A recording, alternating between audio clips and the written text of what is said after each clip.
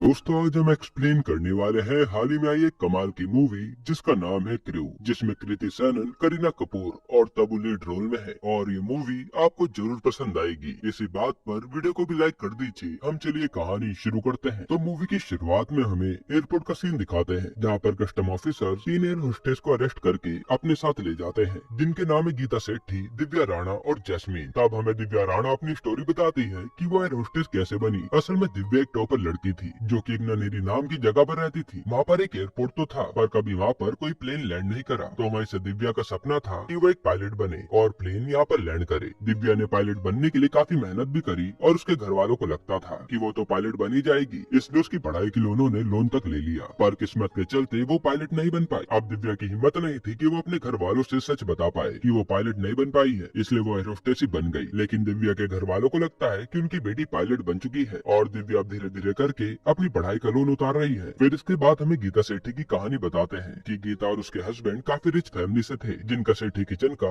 एक अच्छा खासा बिजनेस था। पर सेठी भाइयों की लड़ाई के चलते गीता की फाइनेंशियल कंडीशन खराब हो गई और उसे घर चलाने के लिए एयर होस्टेस की जॉब करनी पड़ी, जो कि उसे काफी आसानी से मिल भी गई, क्योंकि गीता मिस करनाल रह चुकी थी। यहाँ गीता मिस्टर सेठी से कहती है कि जैसे मेरा पीएफ एयरलाइंस वाले दे देंगे, मैं जॉब छोड़ दूंगी और हम दोनों अपना गोवा में रेस्टोरेंट खोलेंगे। फिर हम जैस्मिन की स्टोरी देखते हैं, जहाँ जैस्मिन के मम्मी पापा के डिवोर्स होने के बाद जैस्मिन अपने नाना के साथ ही रहती थी, जो कि उसका पूरा ख्याल रखते थे। धीरे धीरे जैस्मिन बड़ी हुई तो उसने देखा कि उनके पास इतने ज्यादा पैसे नहीं है और जैस्मिन को पैसों से बहुत लगाव था, इसलिए उसने बिजनेस करने की सोची, लेकिन उसमें भी बुरी तरह फेल रही। इसके बाद उसे किसी ने एयर होस्टेस बनने के बारे में बताया और ब्यूटीफुल होने के कारण उसे कोहिनूर एयरलाइंस में एयर होस्टेस की जॉब मिल गई और ये कोहिनूर एयरलाइंस का मालिक विजय वाल्या है। अब प्रेजेंट में इन तीनों से कस्टम ऑफिसर सवाल करती है और हमें पता चलता है कि इन्हें सोने की स्मगलिंग करने के इल्जाम में अरेस्ट किया गया है, जिसके बारे में ये कहती है कि हमें तो कुछ भी नहीं पता। तब ऑफिसर कहती है कि तुम्हें ये सब करने की जरूरत पड़ी ही क्यों। जिसके बाद हमें 6 महीने पहले का सीन दिखाते हैं, जहाँ गीता से दिव्या पूछती है कि हमें हमारी सैलरी कब तक मिलेगी, क्योंकि मुझे अपनी लोन की किस्तें चुकानी है। और न्यूज़पेपर में हम देख पाते हैं कि कोहिनूर एयरलाइंस कर्जे में डूब चुकी है, जिस पर गीता कह दे कि एचआर मित्तल से बात हुई है, जो कह रहे थे कि दिवाली के बोनस के साथ साथ सबकी सैलरी भी मिल जाएगी। फिर ये सब प्लेन पर अपनी जॉब करने चले जाते हैं, जहाँ गीता पर एक पायलट बनेरा लाइन मारने आता है और गीता उसे ज्यादा भाव नहीं देती। अब जॉब के बाद इन सबको सैलरी तो नहीं मिलती, पर रोजाना के डेली अलाउंसेस मिलते रहते हैं, जो कि बहुत कम थे और इन सबकी जिंदगी ऐसी ही चलती जा रही थी। साथ ही जैस्मिन एयरलाइंस की एक एम्प्लॉय को कभी कभी पैसे देकर भी मदद करती थी, क्योंकि जैस्मिन जानती थी कि उसको पैसों की जरूरत है, पर सैलरी तो उसे मिल नहीं रही। अब एक दिन तंग आकर गीता अपने क्रू के मेंबर राजवंशी से पूछ ही लेती है कि आखिर हमें सैलरी कब तक मिलेगी, जिस पर राजवंशी कहता है कि एयरलाइंस में ऐसी प्रॉब्लम्स आती रहती हैं। 9/11 में भी कुछ ऐसा ही हुआ था, पर कुछ टाइम में सबको पेमेंट और पीएफ सब कुछ मिल गया था। अब जब ये सब प्लेन में अपनी जॉब कर रहे होते हैं, तो गीता राजवंशी को चाय देने आती है, पर वो देखते कि राजवंशी तो मर चुका है, क्योंकि उसे सांस की प्रॉब्लम थी। तब वो अपने साथियों को बुलाती है और ये डिसाइड करते हैं कि राजवंशी को सीपीआर देंगे, जिसके लिए दिव्या और जैस्मिन तो तैयार नहीं होती, पर इंसानियत के नाते ये काम गीता करने को तैयार हो जाती है। फिर जैसे गीता राजवंशी की चेस्ट प्रेस करने के लिए शर्ट खोलती है, तो उसकी आंखें खुली की खुली रह जाती है, क्योंकि राजवंशी कई सारे गोल्ड के बिस्किट की स्मगलिंग कर रहा था। अब ये तीनों मिलकर राजवंशी को क्रू की सीट पर बैठाने जाती है और जैस्मिन कहते कि क्यों ना हम इससे सोना निकाल ले और जॉब छोड़कर अपनी लाइफ काफी अच्छे से जिए, जहाँ जैस्मिन दोनों को ही लालच देने लगती है। लेकिन गीता कहते कि नहीं, मैं चोर नहीं हूँ और मुझे जेल नहीं जाना, इसलिए गीता और दिव्या इसके लिए तैयार नहीं होती। इसके बाद ये लोग राजवंशी की बॉडी और सोना कस्टम वालों को दे देते हैं। यहीं पर हम जयवीर नाम के कस्टम ऑफिसर को देखते हैं, जो कि दिव्या को देखते ही स्माइल देता है और दिव्या जैस्मिन से बताती है कि ये दोनों बास्केटबॉल के टूर्नामेंट के दौरान मिले थे, जहाँ जयवीर और दिव्या करीब आए और इंटीमेट भी हुए, लेकिन उसके बाद ये फिर कभी नहीं मिले। अब जयवीर आकर दिव्या से बात करता है और उसका नंबर भी ले लेता है कि हम टच में रहेंगे। वह इनका एचआर मित्तल भी राजवंशी की बॉडी के पास खड़ा था, जिसे गीता बुलाती है, पर वो उसे इग्नोर कर देता है। और जब कस्टम वाले बात करते हैं, तो हमें पता चलता है कि ये तो टोटल 12 किलो सोना था, जो कि अलबुर्ज ले जाया जा रहा था। जिसके बाद कस्टम वाले और भी ज्यादा एक्टिव हो जाते हैं। फिर यहाँ से ये तीनों अपने अपने घर आती है, तो हम देखते हैं कि तीनों की घर की कंडीशन ज्यादा अच्छी नहीं है, जहाँ एक तरफ जैस्मिन ठीक तरह से अपना घर का भाड़ा तक नहीं दे पा रही, वही दिव्या के पापा को लोन की इंस्टॉलमेंट देने के लिए अपनी ऑटो बेचनी पड़ी और गीता और उसके पति को भी कम पैसों में गुजारा करना पड़ रहा है। अब जैस्मिन के पास उसके नाना आते हैं, जो कि उसे अपनी एक सोने की पुश्तैनी अंगूठी देते हैं और घर का भाड़ा देने के लिए जैस्मिन बिना बताए वो अंगूठी बेच देती है। इसके बाद जब गीता सब्जी खरीद रही होती है, तो वहाँ उसकी मुलाकात उसके क्रू की मेंबर सुधा से होती है, जो पहले काम किया करती थी। गीता सुधा से पूछती है कि मित्तल जी कहाँ है, जो हमारा फोन तक नहीं उठा रहे हैं। असल में मित्तल ने अपनी पहली पत्नी को छोड़कर सुधा से शादी की थी, पर सुधा कहती है कि अब वो मुझसे भी ज्यादा बात नहीं करते। फिर हम न्यूज में विजय वालिया का इंटरव्यू देखते हैं जहाँ कहा जा रहा था कि कोहिनूर एयरलाइंस बैंकक्रप्ट हो चुकी है, लेकिन विजय वालिया कहता है कि ऐसा कुछ भी नहीं है, बिजनेस में कभी पैसा आता है तो कभी नहीं आता और ये सब हम मैनेज कर लेंगे और हम अपने 4000 एम्प्लॉयज का विश्वास टूटने नहीं देंगे। अब यह गीता जब अपनी जॉब के लिए निकलने वाली थी तभी उसकी नजर मित्तल पर पड़ती है और वो मौका देखते ही मित्तल की गाड़ी के सामने आ जाती है, जिसके बाद मित्तल और ये दोनों साथ में होते हैं और गीता उससे सच पूछती है कि कोहिनूर एयरलाइंस बैंकक्रप्ट हो गई है क्या, इसलिए हमारे पैसे नहीं मिल रहे हैं ना। जिस पर मित्तल कहता है कि ऐसा कुछ भी नहीं है, पर बातों ही बातों में वो बता ही देता है कि हाँ अब किसी को भी पैसे नहीं मिलने वाले और गीता ये सुनकर उदास हो जाती है कि अब उसके पीएफ का क्या होगा। इसके बाद गीता सीधा एयरलाइंस के वेयर हाउस में दिव्या और जैस्मिन के साथ आती है और वहाँ से सब चीज भरने लगती है कि पैसा तो नहीं मिलने वाला, कम से कम यहाँ की चीजें ही अपने साथ ले जा लूं। तब जैस्मिन उससे इसका कारण पूछती है और सच्चाई जानने के बाद इन दोनों के भी होश उड़ जाते हैं, जिस पर जैस्मिन कहती है कि तुम्हारे कारण ही वो सोना हाथ से निकल गया और दिव्या भी इसके लिए सॉरी कहती है कि हाँ हमें सोना रख लेना चाहिए था। फिर गीता कहती है कि राजवंशी काम किसके लिए कर रहा था, काश हमें पता चल पाता। तब जैस्मिन कहती है कि अभी पता चल जाएगा और यहाँ रिवील होता है कि जैस्मिन ने राजवंशी का फोन अपने पास ही रख लिया था। अब ये लोग राजवंशी के फोन से उस नंबर पर कॉल लगाते हैं जिस पर राजवंशी बार बार बात करता था और उस साइड से फोन मित्तल उठाता है, यानी इन सबके पीछे मित्तल का हाथ है। फिर ये तीनों मित्तल से जाकर मिलते हैं और उसे ब्लैकमेल करने लगते हैं कि हम भी सोना एक्सपोर्ट करेंगे, हमें भी पैसा कमाना है। तब जाकर मित्तल उन्हें एक कार्ड देता है किस पर एक एड्रेस लिखा है, वहीं पर आकर मिलना मुझसे। अगले दिन ही तीनों मित्तल के बताए हुए एड्रेस पर पहुंच जाते हैं और वहाँ मित्तल इन्हें सोने के बिस्किट देता है कि अब इन्हें अलबुर्ज पहुँचाने की जिम्मेदारी तुम्हारी है और वहाँ पहुँच कर गेट नंबर 2 से निकलना क्योंकि वहाँ मेरी सेटिंग है। साथ ही मित्तल इन्हें वार्न भी करता है कि ये लेकर भाग मत जाना क्योंकि मेरे पास तीनों की पूरी कुंडली है और हाँ राजवंशी का मामला अभी भी गर्म है, इसलिए कुछ और तरीका सोचना इसे बाहर ले जाने का। अब ये तीनों घर पर बैठकर सोना बाहर कैसे ले जाए इसी के बारे में सोच रही थी। तब दिव्या पूछती कि लोग विदेश से सोना इंडिया लेकर आते हैं पर यहाँ तो उल्टा ही हो रहा है, ऐसा क्यों? जिस पर जैस्मिन कहते कि तुम आम खाओ, गुठलियां मत गिनो और ये फालतू के सवाल मत पूछा करो। अब इन्हें कुछ भी समझ नहीं आता कि ये सोना कहाँ रख कर ले जाए और फिर जैसे गीता चॉकलेट खाती है तो उसे एक आइडिया आता है, जिसके बाद ये तीनों सोना लेकर सोनार के पास चले जाते हैं और उसे सोना पिघलवा कर चॉकलेट बॉल की शेप में बनवा लेते हैं, जिस पर बाद में ये लोग कैंडी का ही पानी चढ़ा देते हैं और इस तरीके से ये लोग अपनी पहली स्मगलिंग को डर डर के अंजाम देते हैं, जिसके लिए इन्हें खूब सारे पैसे भी मिलते हैं। अब धीरे धीरे ये लोग इसी तरीके से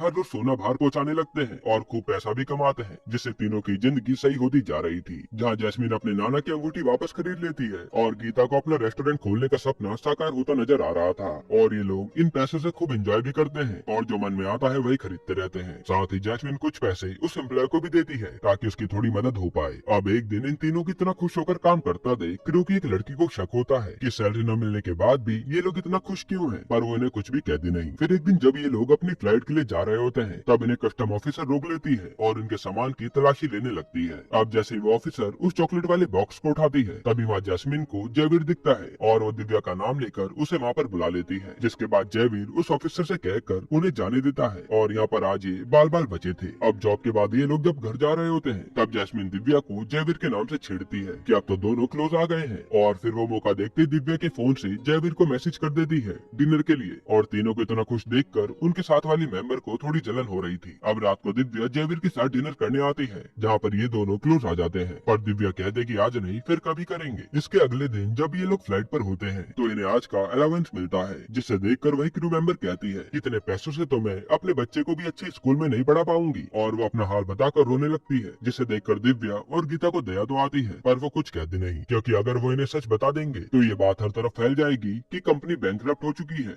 और फिर इनका गोल्ड बाहर ले जाना नामुमकिन हो जाएगा। फिर कहानी प्रेजेंट में आती है जहाँ कस्टम ऑफिसर बार बार सोने के बारे में ही पूछे जा रही थी कि बुड्ढे के मरने के बाद सोना बार बार अलबुर्ज में स्मगल किया गया है और मुझे उसमें तुम्हारा हाथ लग रहा है, पर ये तीनों साफ साफ मना कर देती है। जिसके बाद वो ऑफिसर उनके फोन चेक करती है और जैस्मिन के फोन में उसे इन तीनों की बार में ग्रैंड पार्टी करते हुए फोटो दिखती है और वो पूछती है कि इतना पैसा कहाँ से आया। फिर सीन पास्ट में जाता है जहाँ ये तीनों जैस्मिन के बर्थडे की खूब पार्टी करते हैं और फिर शैंपेन की बड़ी बोतल लेकर नशे में घर लौट रहे होते हैं। तभी दिव्या एक लड़की से टकराती है और ये देखते कि ये तो उनके ही क्रू की मेंबर है। उसे देखकर इन तीनों का ही नशा उतर जाता है और वो लड़की भी सोचने लगती है कि इन पर इतना पैसा कहाँ से आ रहा है। फिर अगले दिन उसे कस्टम ऑफिसर पर किसी का फोन आता है और उसे टिप मिलती है कि आज की फ्लाइट से सोना बाहर जाने वाला है, जिसके बारे में वो जयवीर को बताती है और कहती कि ये 3 नाम भी टिप में मिले हैं। इसके बाद वही सीन आता है जो हमने मूवी की स्टार्टिंग में देखा था, जहाँ ये कस्टम ऑफिसर इन तीनों को अरेस्ट करके अपने साथ ले जाती है। अब प्रेजेंट में तीनों के पास से ऑफिसर को कुछ भी नहीं मिला था, इसलिए उनके हेड आकर कहते कि उन्हें जाने दो क्योंकि इससे हंगामा हो सकता है। तब वो ऑफिसर गुस्से में बाहर आती जाती है और उसे गीता के बैग से चॉकलेट मिलती है और उसे याद आता है कि उस दिन भी इनके पास चॉकलेट थी। तो वो जल्दी से आकर उनके बैग से चॉकलेट की बॉक्स निकालती है, जो देखकर ये तीनों ही डर जाती हैं। अब जैसे वो ऑफिसर चॉकलेट खाती है तो वो नॉर्मल चॉकलेट निकलती है, जिससे वो बौखला जाती है क्योंकि उसे लगा था कि इसमें सोना होगा। अब कोई भी सबूत तीनों के खिलाफ नहीं था, इसलिए तीनों को ही छोड़ दिया जाता है। फिर हमें 6 घंटे पहले का सीन दिखाते हैं जहाँ इनकी फ्लाइट लैंड करने वाली थी। तब कैप्टन दिव्या को बताता है कि शायद आज घर जाने में लेट हो जाएगा क्योंकि कस्टम वाले चेकिंग कर रहे हैं। तब ये तीनों ही डर जाती हैं कि आज ये लोग बुरी तरह फंसने वाले हैं और इन्हें जेल हो जाएगी। लेकिन दिव्या को आइडिया आता है और वो सोना प्लेन के ही कैबिन में छुपा देती है, इसलिए ऑफिसर को सोना नहीं मिला था। अब प्रेजेंट में ही तीनों तो छूट जाते हैं, पर वो सोना प्लेन में उड़कर उनकी नजरों के सामने ही चला गया था, जो शायद अब मिलना मुश्किल है क्योंकि ड्यूटीज बार बार चेंज होती रहती हैं। इसके बाद जब ये तीनों घर जा रही थी तब जैस्मिन कहती है कि ये सब कोमल ने कस्टम वालों को बताया होगा क्योंकि उस दिन पार्टी के बाद उसने ही हमें देखा था। पर यहाँ किसी बात को लेकर जैस्मिन और दिव्या की आपस में लड़ाई हो जाती है और गीता दोनों को एक कार से उतार कर घर चली जाती है। फिर दिव्या पर जयवीर के कई कॉल भी आते हैं पर दिव्या उसे नहीं उठाती। अगले दिन जब दिव्या अपनी फ्लाइट पर थी तब वो क्रू मेंबर को उनके बारे में बात करते हुए सुनती है और उसे लगता है कि वो क्रिमिनल तो नहीं बन गई क्योंकि दिव्या टॉपर होके भी ये सब उटपटांग काम कर रही है। फिर जब दिव्या एयरपोर्ट पर होती है तब उसे उसका भाई मिलता है, जो दिव्या को एयर होस्टेस की ड्रेस में देखकर शॉक हो जाता है क्योंकि उसे तो लगता था कि दिव्या पायलट है। जिसके बाद दिव्या उसे सब सच बताती है और वो कहता है कि जैसा चल रहा है चलने दो।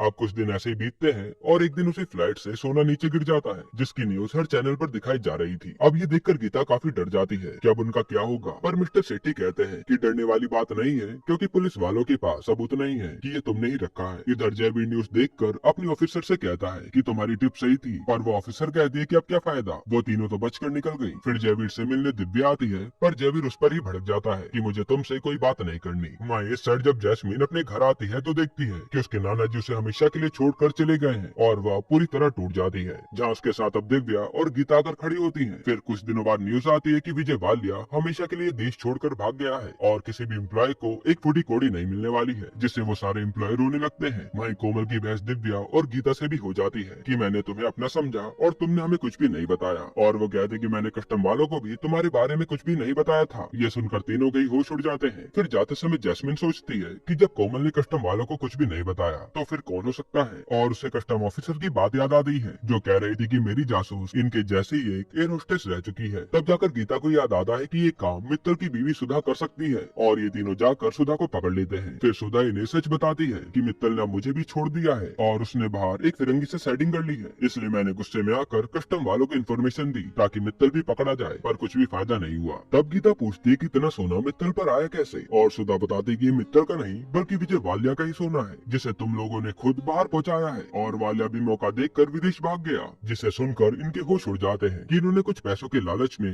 अपने पैर पर कुल्हाड़ी मार ली। ना तो विजय का सोना बाहर ले जाते, ना ही विजय वालिया यहाँ से भागता। सुधा बताते कि अगले हफ्ते तो वो अपनी बेटी की ग्रैंड वेडिंग भी करने वाला है। अब शाम के टाइम ये तीनों एक जगह पर मिलते हैं जहाँ दिव्या कहती है कि मैंने हिसाब लगाया तो हमने करीब 3000 करोड़ का सोना बाहर पहुँचाया है, जिस पर गीता कहती है कि अब हम ही ये सोना लेकर भी आएंगे, और इसके लिए ये तीनों ही मान जाती हैं। फिर अगले दिन ये विजय वालिया से सोना लूटने के लिए अलबुर्ज पहुँच जाती है और वहाँ रोज विजय वालिया पर नजर रखती है। फिर इन्हें वालिया जहाँ ठहरा था उस होटल के बारे में भी पता चलता है जहाँ इन्हें मित्तल भी दिखता है, और मित्तल के पास वही सोने के भरे बैग थे जो वो विजय वालिया को दे देता है। तब गीता कहती कि वालिया ने सोना यहीं पर रखा है तो हमें यहीं पर स्टाफ की नौकरी लेनी पड़ेगी। जिसके बाद गीता एक आदमी से कांटेक्ट करके उसे पैसा खिलाकर यह स्टाफ में भर्ती हो जाती है। फिर ये तीनों आगे की प्लानिंग करते हैं कि ये सोना निकाल कर कैसे लाएंगे, लेकिन यहाँ ये प्रॉब्लम थी कि पूरे होटल में कैमरे ही कैमरे लगे थे। तब दिव्या सीधा अपने भाई को कॉल करती है जो कि हैकिंग में एक्सपर्ट है, और वो कैमरा हैक करने के लिए मान जाता है, लेकिन इसके लिए सर्वर की इन्फॉर्मेशन दिव्या को अपने भाई तक पहुँचानी थी, जिसे स्टाफ बनकर दिव्या हासिल भी कर लेती है और उसका भाई हैक करने के काम में लग जाता है। इसके बाद गीता को एक लेडी से पता चलता है कि इस होटल के रूम का पासवर्ड और कार्ड सिर्फ रूम ओनर के पास ही होता है और हम लोग बिना उनके कार्ड के गेट नहीं खोल सकते,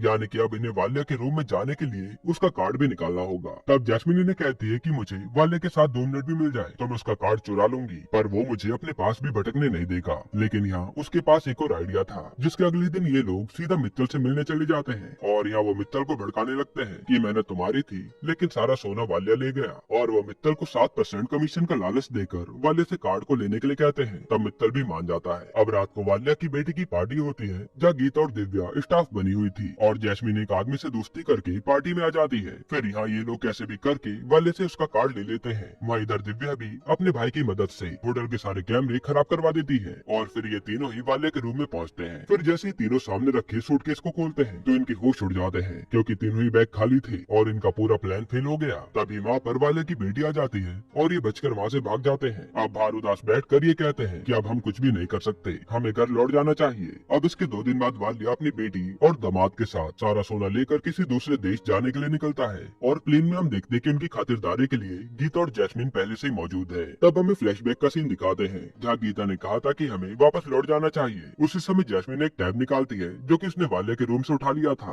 और उससे इन्हें पता चलता है कि वालिया ये देश छोड़कर किसी आइलैंड पर जा रहा है और ये प्लान करते हैं कि हम प्लेन से ही सोना चुराएंगे। जिसके बाद सबसे पहले ये लोग प्लेन की क्रू को ठिकाने लगाते हैं और उनकी जगह खुद क्रू बन के आ जाते हैं। अब ये प्लेन में सबको बेहोशी की दवा डालकर शैंपेन पिलाते हैं, पर वालिया की बेटी उसे पीने से ही मना कर देती है और वो पटांग फरमाइशें करने लगती है, जिसकी डिमांड पूरी करते करते ये लोग ही पागल हो जाते हैं। फिर थोड़ी देर में सारे लोग बेहोश हो जाते हैं, पर वाले की बेटी ने तो कुछ भी पिया नहीं था, इसलिए वो होश में थी। अब थोड़ी देर में उसके सोने के बाद ये लोग जल्दी से जाकर वाले के बैग चेक करते हैं तो सोना उसी में था और ये देखकर ये बहुत खुश होते हैं। पर तभी पीछे से वाले की बेटी आती है और वो अपने पापा को जगाने लगती है, पर दवाई के कारण शोर मचाने के बाद भी कोई जागता नहीं और ये वाले की बेटी को बांध देते हैं। फिर जैस्मिन और गीता उन बैग को बंद करके ले जाने की तैयारी करते हैं और यहाँ वाले की बेटी किसी तरह से प्लेन उड़ाने वाले कैप्टन को कांटेक्ट करती है और हमें पता चलता है कि प्लेन उड़ाने वाला कोई और नहीं बल्कि दिव्या ही है। फिर हमें फ्लैशबैक दिखाते हैं जहाँ इन्हें पता चला था कि वालिया के प्लेन का पायलट वही आदमी है